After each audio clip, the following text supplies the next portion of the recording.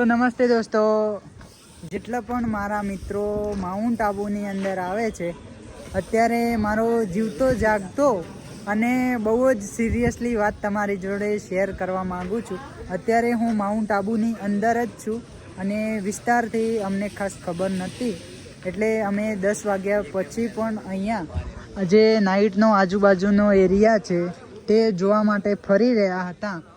અહીંયા નકીલક જે પાર્કિંગ છે, નકીલકની જે ફરવાની આ બોટિંગની જગ્યા છે, ત્યાંથી જ જે આપણે સામેની સાઈડે ધરતી માતાનું જે મંદિર છે, જે સ્ટેચ્યુ બનાવેલું છે, જે માનો ફોટો છે, એનાથી આપણે હનીમૂન પોઈન્ટને એરિયો ક્લિયર કરીને પેલી સાઈડે જતા હતા.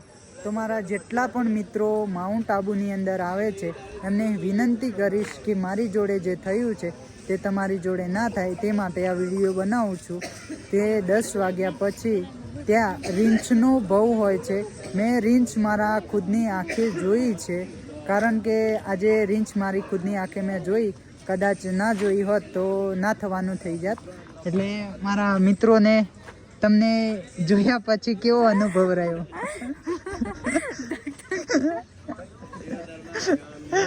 તો અહીંયા મુકેશભાઈ છે, કેવું લાગ્યું તમને? एकदम बीक लागे, जवा जेવું જ નહીં રાતે.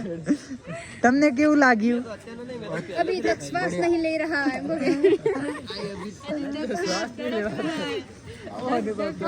बोला विपुलભાઈ. अरे रो क्यों रहा है, अब नहीं डरना चाहिए. તો ગાઈસ, આ મજાકની વાત નથી.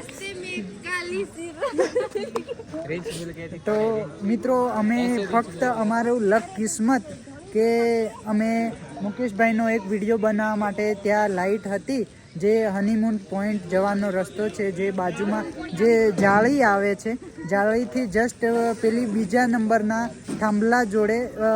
દિવસના બ્લોગમાં પણ હું તમને બતાવીશ. જસ્ટ અત્યારે કહી રહ્યો છું કે રાત્રે અમે દિવસે જશું એ જગ્યા ઉપર તો તમને હકીકત બતાવશું. તો અત્યારે આ વિડીયો એટલા માટે શેર કરું છું કે આ વિડીયોને તમે શેર કરજો. જેટલા પણ માઉન્ટ આબુની અંદર જેટલા પણ ભાઈઓ બહેનો જે અને કોઈ પણ ફેમિલી સાથે અહીંયા આવે છે, તો તેમના માટે આ વિડીયો હું બનાવી રહ્યો છું કે 10 વાગ્યા પછી, નાઇટના 9-10 વાગ્યા પછી હનીમૂન પોઈન્ટની પેલી બાજુ જે ટોડ રોક છે એની પેલી બાજુ ના જવું જોઈએ.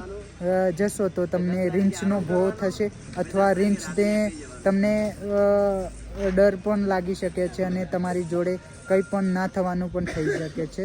એટલા માટે તમે એ રસ્તા ઉપર નાઇટના 9-10 વાગ્યા પછી ના જતા. પબ્લિક ચાલતી ફરતી હોય ત્યાર સુધીમાં તમે ફરશો તો ચાલશે, બાકી તો તમે દિવસે પણ ધ્યાન રાખીને ફરજો. બાકી તો અત્યારે આ નાઇટનો આ વ્યૂ છે નકીલકનો. તો ચલો, મિત્રો જોડે શેર કરવા માટે વિનંતી. આ વિડીયો બહુ જ જાણકારી અને મારી જોડે ખુદનો અનુભવ બોલી રહ્યો છે. માની કસમ ખાઈને કહું છું કે કદાચ એના ઉપર મારી નજર ના પડી હોય, તો હદના પહેલાંથી જ મારી નજર એના ઉપર પડી. એટલે મેં ડર્યા વગર અમને બધાને કીધું હતું કે સામની સાઈડે રીંછ આવે છે, નીકળી જાઓ. જસ્ટ વધારે દૂર નથી. તો કેટલી દૂર હશે? આ ગાડી જોઈ શકો છો તમે.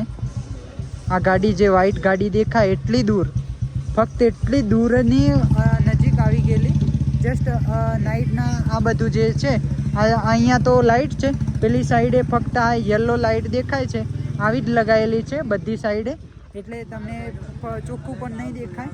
અને જે અમારી જોડે થયું છે તે બીજા ભાઈઓ કે કોઈના જોડે ના થાય એ માટે આ વિડીયો છે. બાકી તો વિડીયોને હરેક રાજસ્થાનના માઉન્ટ આબુ ઉપર આવનારા હરેક વ્યક્તિ સાથે શેર કરવા માટે વિનંતી. અને ચેનલ ઉપર નયા આવ્યા હોય તો સબસ્ક્રાઈબ ચોક્કસથી કરજો. જય મારા વાલા ગુજરાતી મિત્રો. જય હિન્દ, વંદે માતરમ, જય જય ગરવી ગુજરાત.